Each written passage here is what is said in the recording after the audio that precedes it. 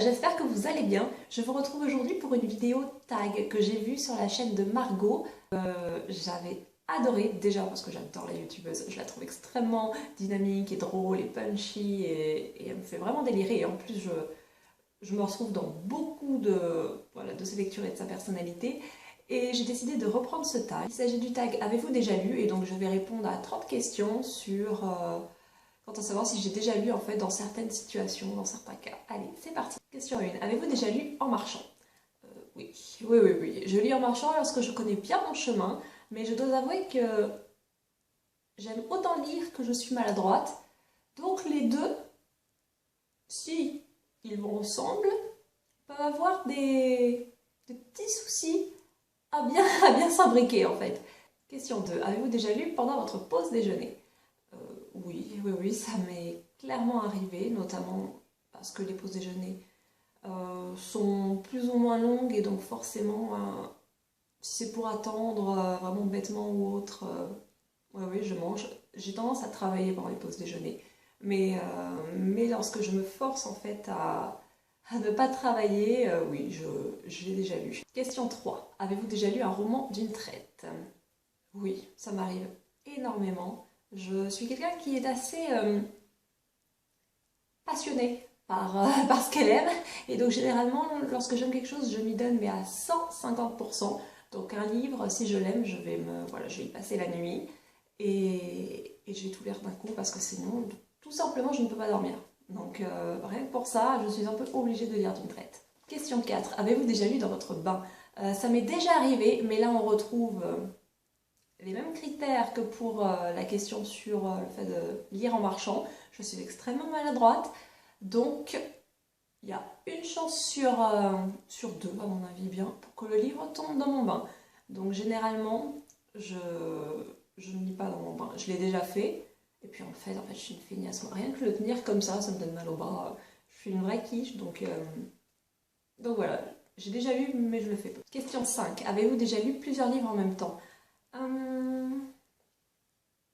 J'ai déjà dû le faire, oui, mais je le fais peu, à vrai dire, parce que moi j'aime bien être à fond dans une histoire. Et voilà, au final, si je n'aime pas la passer le plus vite possible pour commencer un autre livre, mais ça m'est déjà arrivé, je pense, probablement avec des lectures scolaires, pour lire en parallèle quelque chose voilà, que j'avais choisi. Pas qui me plaisait plus, mais au moins que j'avais choisi vraiment personnellement. Question 6. Avez-vous déjà lu un livre avant de voir son adaptation cinématographique? Oui, bien sûr. De manière générale, en fait, je tente toujours de lire le roman avant. Parce qu'à mon avis, c'est comme ça, de toute manière, que l'auteur a voulu le créer. C'est comme ça que l'histoire a été créée avant. Donc je pense que c'est fondamental, en fait, de connaître la version originale. Voilà, si l'auteur avait voulu faire un film, il aurait fait un film, quoi. Il n'aurait pas écrit. S'il a écrit, c'était pour apporter quelque chose en particulier et je pense qu'il est très important de respecter cette œuvre-là et au moins de la découvrir. Question 7. À l'inverse, avez-vous déjà lu un livre après son adaptation cinématographique? Ça m'est également arrivé, notamment pour Le Seigneur des Anneaux. Donc, Le Seigneur des Anneaux, c'est sorti, je pense, au cinéma quand j'avais 11 ans. J'ai lu ça, voilà, j'ai lu ça à ce moment-là. Et j'ai été vraiment ravie en fait. Je pense que ça m'a beaucoup aidé au final de voir le film avant. C'était le premier film, après j'ai lu les livres 2 et 3 dans la foulée, mais j'avais lu le premier film avant. Et voilà, ça m'avait beaucoup aidé parce que ça m'a tellement intéressée que j'ai tenu même le début long du Seigneur des Anneaux pour vraiment voilà, découvrir, trouver les personnages que j'aimais tant. Et ouais, ça m'est déjà arrivé pour d'autres films aussi, je pense, mais moins. Ou alors des films dont je ne savais pas qu'ils étaient l'adaptation d'un livre. Oui, je pense que pour ce genre de choses, ça m'est déjà arrivé. Question 8. Avez-vous déjà lu 2 fois le même livre? Oui, je suis quelqu'un qui relit énormément les livres, tout simplement parce que, voilà, moi quand j'aime ça, j'y reviens, hein, tout simplement. Je vois pas pourquoi je devrais passer à autre chose, parce que c'est fini. Ça me frustrerait énormément de ne pas pouvoir voir livres, films, même personnes que j'aime. Hein, voilà, c'est pas parce que j'ai vu une fois mon mari que c'est bon, au final c'est fait, waouh, c'est super. non, c'est bon, voilà, on peut continuer notre vie comme ça. Non, j'aime bien y revenir, j'aime bien relire les livres que j'ai aimés. Le but de la lecture, ce n'est pas toujours d'être surpris, en fait, c'est à chaque fois de ressentir quelque chose. Pour moi, oui, voilà, lire, c'est ressentir. Et même lorsque j'ai déjà lu, chaque lecture sera différente et peut m'apporter quelque chose d'autre. Question 9. Avez-vous déjà lu aux toilettes? Alors, non. Je sais que Margot avait répondu oui, mais non, de manière générale, aux toilettes, je crois que, je ne sais pas, je pense que c'est tellement rapide que de toute manière, j'ai pas le temps de prendre un livre. Question 10. Avez-vous déjà lu dans les transports en commun aux heures de pointe? Alors oui, de manière générale, quand j'allais à la fac, j'étais dans les transports en commun parce que soit c'était même plus rapide que prendre la voiture. Et oui, je sortais les livres, mais j'avais la chance d'arriver d'un sens où il y avait peu de monde en fait pour aller à la fac. Donc moi j'avais toujours des sièges, donc c'est sûr que c'était plus simple de lire assise que debout en train de tenter, de se tenir à la perche et autres, comme je vois certaines personnes faire. Hein. Bravo à eux, hein, super courage, super dextérité, bravo. Mais j'avoue que ouais, voilà. Moi, le fait d'être assise m'a permis de beaucoup lire dans les transports en commun. Question 11. Avez-vous déjà lu toute une série d'affilée? Je pense que j'ai déjà lu toute une série, voilà, jusqu'à ce qu'il n'y ait plus de romans publiés, en fait. Je pense que qu'est-ce que j'avais pu faire? Je pense que les Assassins Royaux, j'avais tout lu. Direct, tout simplement parce que j'étais accro à ça, je passais mes nuits à lire ça, j'avais adoré. Et ouais, je pense que j'ai lu, ouais. J'ai dû lire ça d'affilée. Bah, les Harry Potter, c'était un tome par un tome, donc non. Qu'est-ce qu'il peut y avoir comme série? Mais de manière générale, je suis vraiment quelqu'un, hein, je pense que vous avez compris, je suis à fond dans les trucs, et donc moi, oui, je lis les séries d'affilée si je peux. Question 12. Avez-vous déjà lu à la place d'aller à une soirée ou un rendez-vous? Oui, oui, clairement, oui. Pas forcément les soirées vraiment avec mes meilleurs amis, mais les soirées où il y a plus de 10 personnes, clairement, hein, moi, le coup de oui, oui, ça va pas trop bien, je reste là et au final, sous la couette, avec un roman ou une série, hein, bien sûr, oui, ça je l'ai fait, ça. Ce n'est pas très. Voilà, je pense pas que ce soit le péché du siècle. Et oui, ça fait plaisir. Question 13. Avez-vous déjà lu les premières pages d'un roman en librairie en étant captivé? Eh bien, à vrai dire, non. Tout simplement parce que je ne lis pas du tout, moi, des romans dans les magasins et autres, tout simplement parce que j'ai toujours peur qu'on me dise vous n'avez pas le droit. Et, et non, en fait, je ne sais pas. Ça ne m'appartient pas, donc je n'ose jamais lire les premières pages comme ça, en fait. Voilà. Autant je peux regarder certains guides touristiques, ce genre de choses, autant dans les romans, je n'ouvre pas. Au max, je regarde le résumé. Mais question 14. Avez-vous déjà lu à des heures improbables? Là, je reprends exactement la même phrase que Margot. Il n'y a pas d'heure improbable pour lire.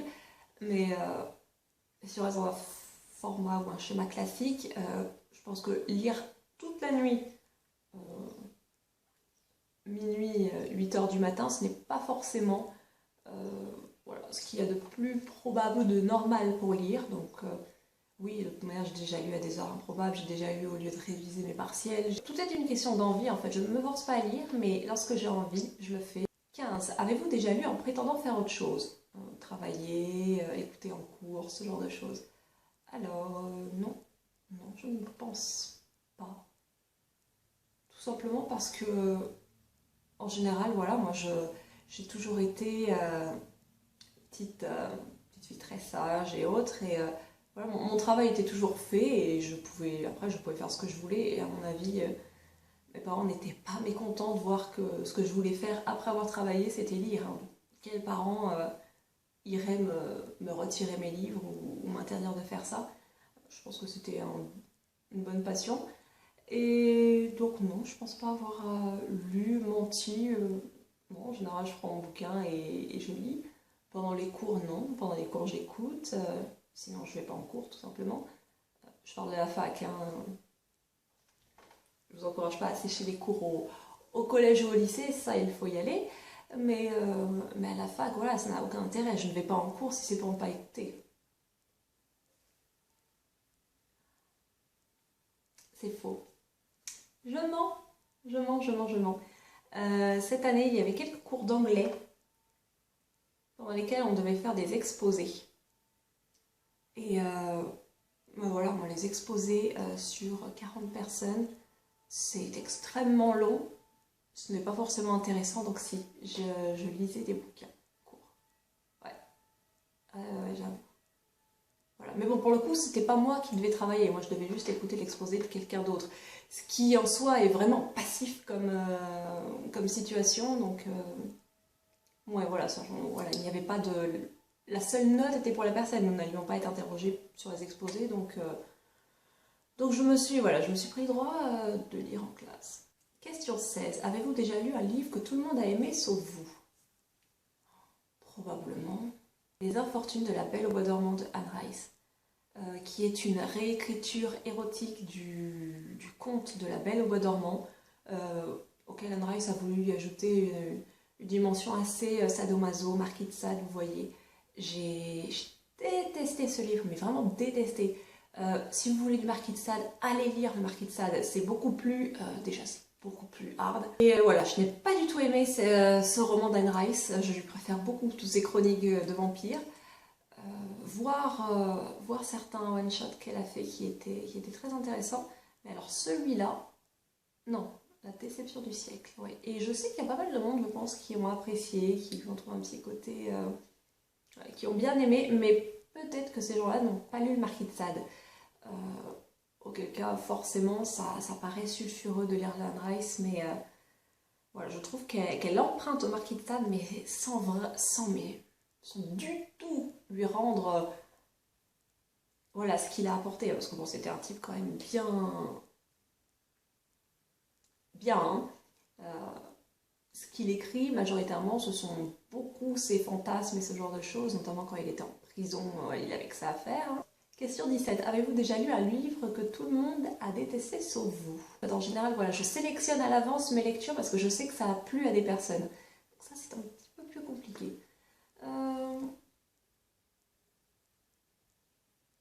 Je ne sais pas. Moi, j'ai beaucoup aimé Le Seigneur des Anneaux et je sais qu'il y a pas mal de personnes qui n'ont pas forcément aimé leur lecture. Avez-vous déjà essayé de lire dans une autre langue que la vôtre? Parce que attendre, c'est trop long. Oui, bon, moi je lis l'anglais, je le lis honnêtement, je pense à 50-50 avec le français. Euh, voilà, tout simplement parce que en général, je lis les livres anglais qui ne sont pas sortis en français et en l'espèce pour attendre les sorties, c'est juste horrible. Donc je n'attends jamais les sorties françaises si j'aime une série, hein. Je prends directement la version anglaise, ce qui n'empêche pas d'attendre également, hein, mais bon, j'attendrai un petit peu moins que si j'attendais la version française. Voilà, donc l'anglais sûr, et j'ai lu un petit peu d'espagnol, mais c'est tout. Question 19. Avez-vous déjà lu un livre dont vous n'aviez jamais entendu parler avant de tenir entre vos mains? Alors, ça peut surprendre, mais je ne connaissais pas ce livre. La petite fille de Monsieur Lin, de Philippe Claudel. Je l'ai bien dit, parce qu'à chaque fois, je dis Paul Claudel, et c'est énervant, parce que les deux sont bien évidemment différents, les deux sont très bons dans leur catégorie, hein, mais je me trompe à chaque fois. Donc je n'avais jamais entendu parler en fait de ce livre et on me l'a prêté à Noël dernier et j'en suis vraiment tombée amoureuse et ça a été vraiment... Ouais, j'aime beaucoup découvrir les livres comme ça alors que je n'y connais absolument pas et d'en être ravie. Question 20. Avez-vous déjà lu un livre si merveilleux que vous ne pouvez pas vous empêcher d'en parler à tout le monde? Oui, bien évidemment, moi j'aime beaucoup parler de livres. Je suis entourée de fans de livres. Je pense que j'ai saoulé les gens avec l'Assassin Royal. À chaque fois, je leur conseillais de le lire. Même les gens pas fans de fantasy, hein. Question 22. Avez-vous déjà lu un livre plus gros que le tome 5 d'Harry Potter? Qui fait 976 pages. Oui, oui, sans difficulté. Enfin, sans difficulté. Sans difficulté, n'importe quoi. Oui, probablement. probablement. Beaucoup de bouquins de fantasy en fait sont très gros. Les Robert Jordan sont gros. Après, j'ai aussi pas mal leur nombre en version numérique, ce qui forcément augmente le nombre de pages, je ne suis plus sûre. Mais il est gros, hein, le tome 5 d'Harry Potter. Ah, il est balèze. Peut-être un un Robert Jordan, donc La Roue du Temps. Peut-être Jacqueline Carey, c'est la saga de Cuchiel ou Curiel, Cuchiel je crois, L'élu et autres. Ce sont des romans assez gros également. Donna Tartt a des romans pas mal gros. Je ne suis pas sûre que ce soit plus de 1000 pages. Le dernier est assez gros, hein. Le Chardonnay est gros.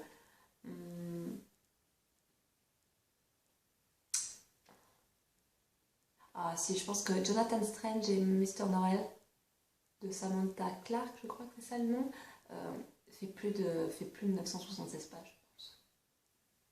Je pense vraiment, oui. Donc oui. Question 23. Avez-vous déjà lu tous les romans d'un auteur? Oui, alors j'ai lu tous les J.K. Rowling, sûr. Je pense avoir lu tous les romans de Tracy Chevalier. Je suis assez obsessive comme fille. Quand j'aime quelque chose, j'y vais à fond, donc j'ai envie de tout lire. Les Robin Hood, je les ai quasiment tous lus également.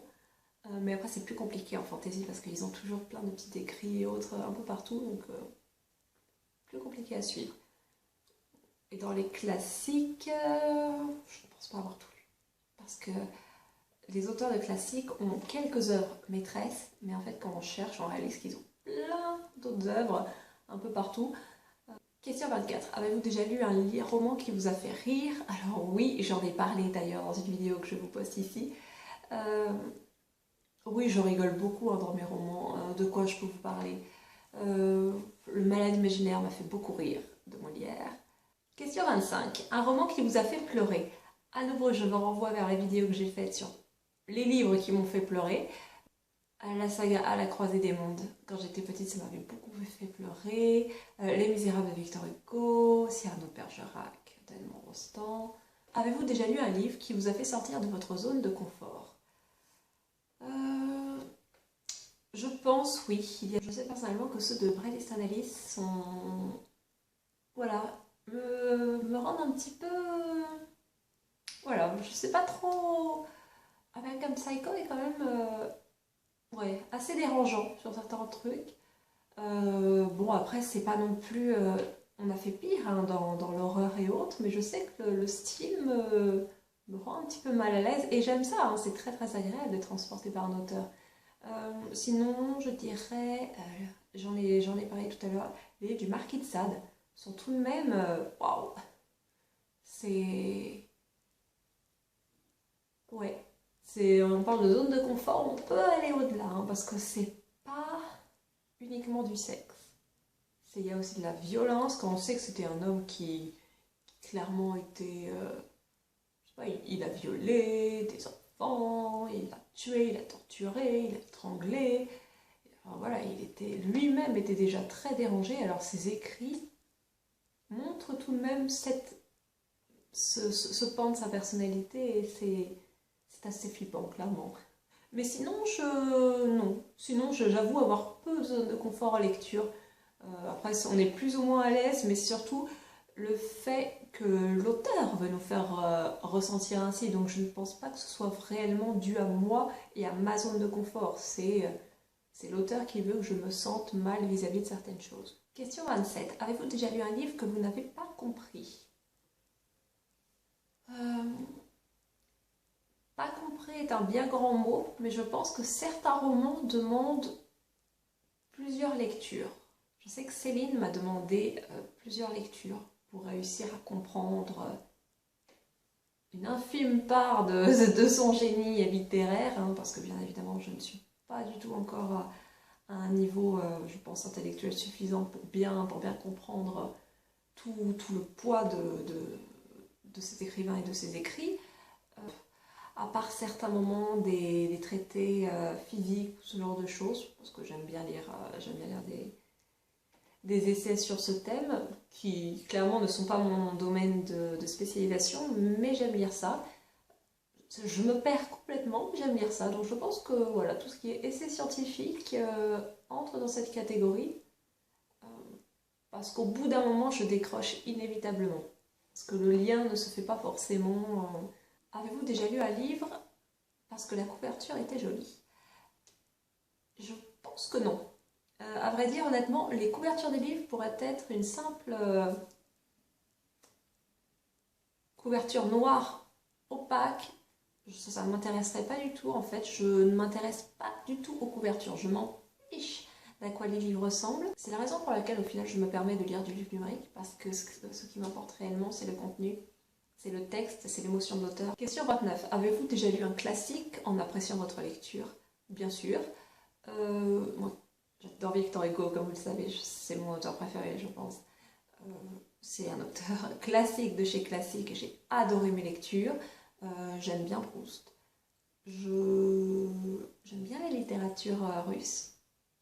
Encore là, les grands noms, parce que j'avoue que je ne connais pas suffisamment les petits noms russes qui, à mon avis, proposent de vrais chefs-d'œuvre, hein, mais je ne m'y suis pas suffisamment intéressée. Donc j'aime bien Tolstoï. Vous allez rire, j'aime beaucoup Balzac. Alors pour certains c'est très lourd, c'est très chiant, le père Goriot et tout, mais moi j'adore, je vis avec ces personnages-là. J'aime beaucoup Balzac. Zola m'intéresse, alors la Zola je sais. Ça a été le drame de beaucoup de lycéens, voire collégiens, je pense. Moi j'aime bien Zola. Oui, de manière générale j'aime les classiques, hein, tout simplement parce que déjà c'est beau. Et quand quelque chose est bon sur le plan de la forme, ça part déjà avec un avantage, hein, on va dire. Finalement, dernière question, avez-vous déjà lu un livre qui rassemble plus de 5 points de ce test? Inévitablement, forcément. Ce test est terminé, je pense avoir pas mal répondu oui à ces questions, donc je pense être une bonne lectrice, ou du moins une lectrice conséquente, on va dire, sur le plan quantitatif. N'hésitez vraiment pas à refaire ce tag, c'est vraiment très amusant. Voilà, faites-le moi savoir si vous le faites, et je vous retrouve dans une prochaine vidéo, et à bientôt. Au revoir. Mais ce n'est pas fini, n'hésitez pas à jeter un coup d'œil à mes 2 précédentes vidéos que vous trouvez ici et ici, ou à me rejoindre sur les réseaux sociaux que sont Instagram, Twitter. Pensez également à jeter un coup d'œil à mon blog olalachick.com, et surtout n'hésitez pas à vous abonner en cliquant ici. Au revoir.